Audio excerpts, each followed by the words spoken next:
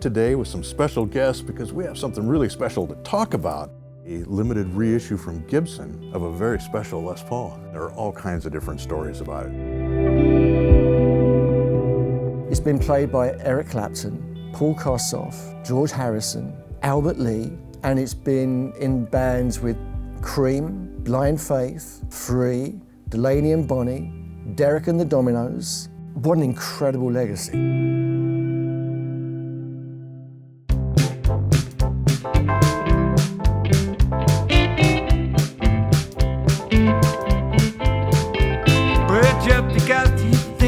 So pretty, just because you think that you're so hard, just because you think that you got something nobody else has got. You caused me to spend all of my money, laughing, call me old Santa Claus, telling you, baby, I'm through with you, just because. We've got Albert Lee here. It's great to see you. Thank you. It's good to be here. Thanks so much for coming in. And we've got a great story that we're going to be sharing, and I can't wait to dig into it with you. We also have Michael Doyle here, historian, guitarist, detective. And you've done so much research on this project, and we're going to dig in deep on some of the provenance of things that you've discovered here. It is a Les Paul Custom that was owned by Eric Clapton and Paul Kossoff. And came to you, and you've had it through the years, and now they've done a custom reproduction of that. You feel like you've really got it nailed down. You've got the story figured out? Well, I hope so. I hope I got it right. I'd known about Eric's various guitars that he used over the years, and I had it in the back of my mind about the black Les Paul Custom, and I'd often wondered about its real provenance. And Eric gifted the guitar to you? He did, and, yeah. We'll dig into that, but you used it on several albums with him, Just One Night, and some of the early 80s albums, and for the 5-year period that you were playing with him. Yeah, it was on the road with us the whole time.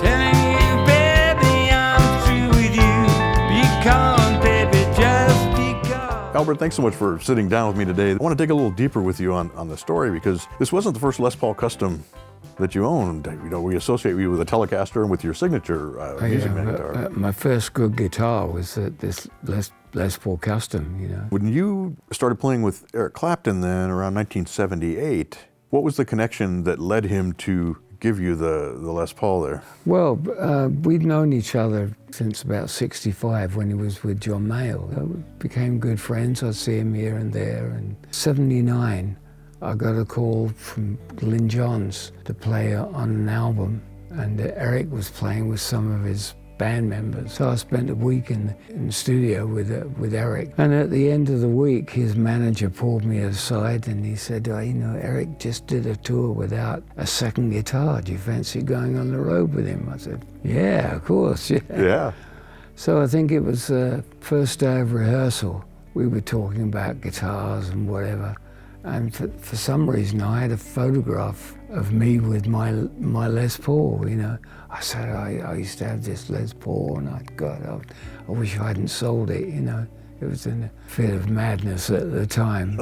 So he said, oh, yeah, I got one of those at home somewhere, you know. So I thought no more of it. The next day at rehearsal, the roadie walks in with this guitar case. He said, here, use this. And that was it. It was there, and it was mine. And, you know, I was with him for 5 years, and, you know, he never really mentioned it again. It was mine. There'll never come a time when you be lonesome, and never come a time when you be blue. There'll come a time when old Santa won't pay your bills for you. Cause me to spend all my money, laughing, call me your Santa Claus, telling you, baby, I'm through with you, because, baby, just Your connection with Eric goes back even before this, and you've worked on so many fantastic guitars. Tell us a bit about how you got into even doing this. This particular guitar came about because we heard that Eric was going to do a Crossroads Guitar Festival. That was scheduled for 2023. I heard about it a year in advance. Typically, what I would do would be to get with Eric and the team and work out a guitar to do that would be part of his history, and then in the course of which sell and raise funds for the Crossroads Centre in Antigua. That's where it started, was actually therefore in the summer of 22. How aware were you of this guitar at that time? Was this something you were chasing at all or interested in? Or? Interested in, but a little bit scared of it actually, because it was in the back of my mind, and I knew that every time Eric would do a Crossroads festival, I thought, yeah, it's getting closer and closer to doing this guitar, and I thought, well, you know, we're not sure of the provenance of it. I mean, we knew that it was an Eric Clapton guitar that he gave to Albert, we knew that bit, but the actual deeper history was mixed. Some people thought there was only one guitar that he'd had over the course of his career, only one Les Paul Custom, and some people thought there was two. And I thought, well, we have to really get to the bottom of it, because if we're going to, whatever we say it is, it really needs to have substantial provenance, if you will, to make sure it is or it isn't. That was the journey that I was on there. I did just a little browsing online and looked at some of the discussions about it, and there are a lot of different opinions and may or may not be true facts that people are talking about with this guitar. Tell us what this guitar is, when Eric started using it, and when you first became aware of it. We know in '69 he got the guitar from Paul Kossoff of Free, and they did a swap. Paul Kossoff gave him the black Les Paul Custom, and Eric gave him a Sunburst Les Paul. They did that at the end of the tour with Blind Faith, because Free was supporting Blind Faith on the American tour. So we know that piece of it is true. But the issue is what happened before then, because there's photographs of Eric playing a black Les Paul Custom at the Atlantic recording studios in '67 for Disraeli Gears. And at that point it had the covers on the pickups, and it had the pick guard as well. So were they one and the same guitar? So that was one of the pieces that had to be established, was were they one and the same guitar, or were they two different guitars between '67 and '69? What year is the guitar? Well, my understanding is a '58. It's got 8 on the headstock. I can't really understand why it wouldn't be a '58 with that serial number. That wasn't actually where I was at with it.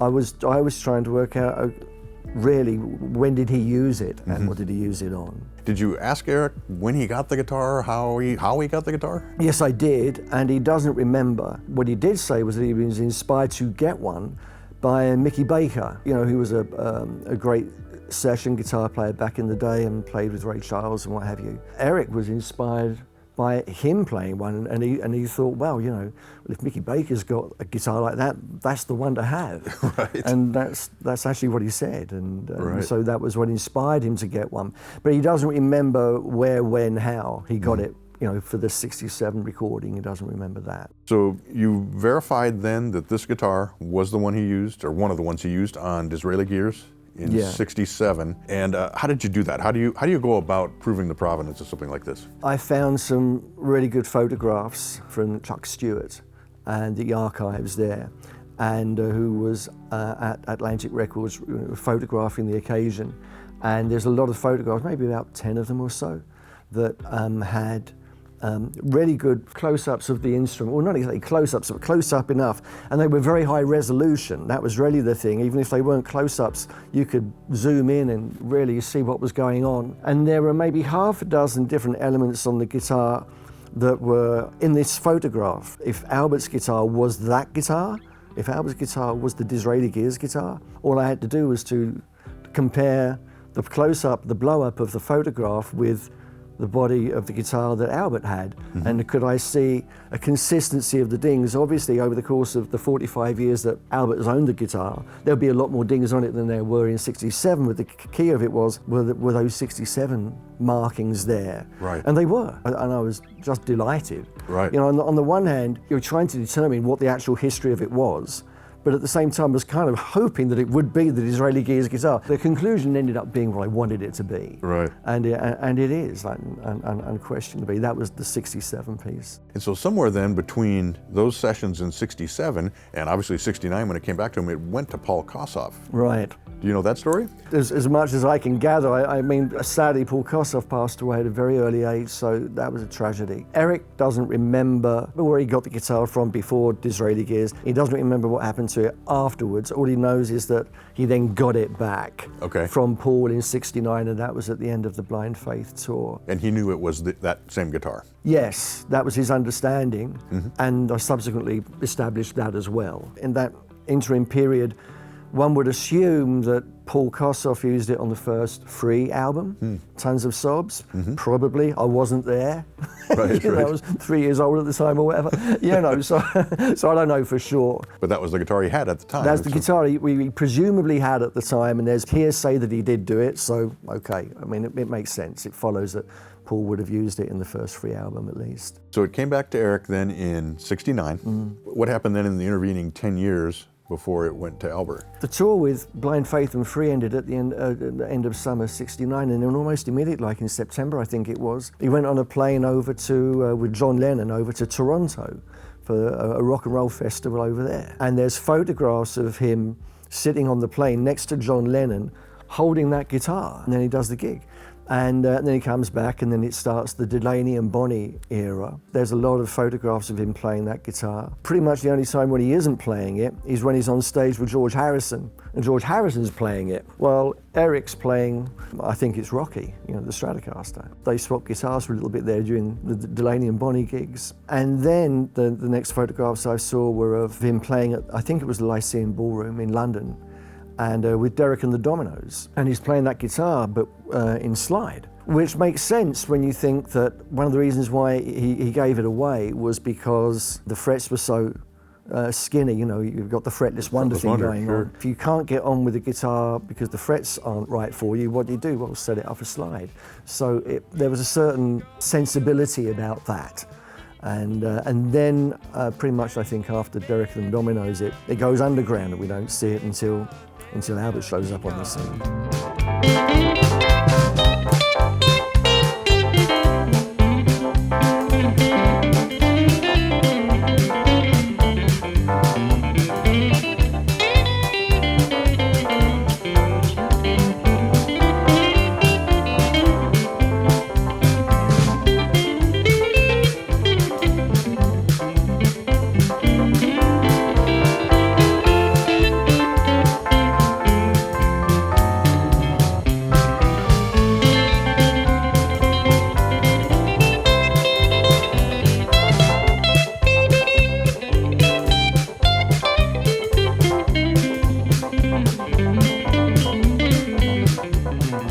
Now we have the original, and we have one of the reproductions here, and we were comparing them earlier before the cameras were rolling. It's pretty amazing. A really good job, yeah. Yeah. Is the guitar exactly the way it was when you received it from Eric? Oh yeah, I've looked after it. I haven't used it much lately, so it's always been in a case. It's amazing to me, given the guitar's history, the travels, it's in remarkably good shape. One of the most heartwarming pieces of the whole story is Albert's ownership of it. More than that, he's been a great custodian. He hasn't just owned it and had it hanging around the house kind of thing. I mean, he's cared for it, and he's loved it, and he's appreciated it, and he's kept it as original as he can, and he's cared for it. I mean, we wouldn't be here today if he didn't have the guitar. And so for 45 years, he's kept loving great care of it. Great to honor the guitar and its legacy like that.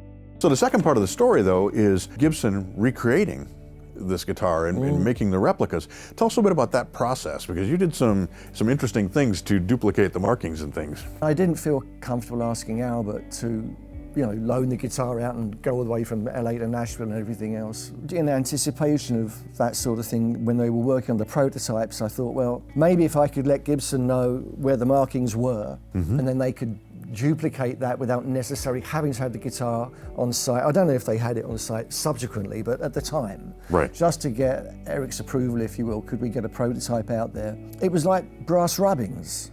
You know, I got tracing paper and I laid it over Albert's guitar, and I got a pencil and marked out where the markings were, where the dings were relative to a known, like for example, the three little dings here.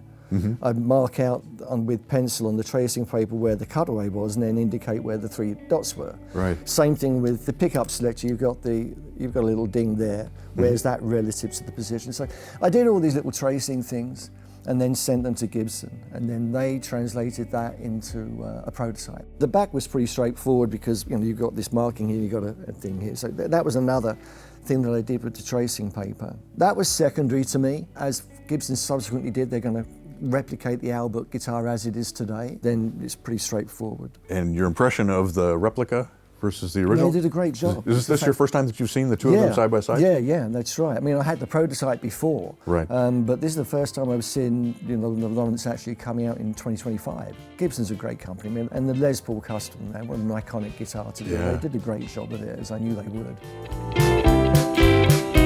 Well, just because you think that you're so pretty, just because you think that you're so hot, just because you think that you got something nobody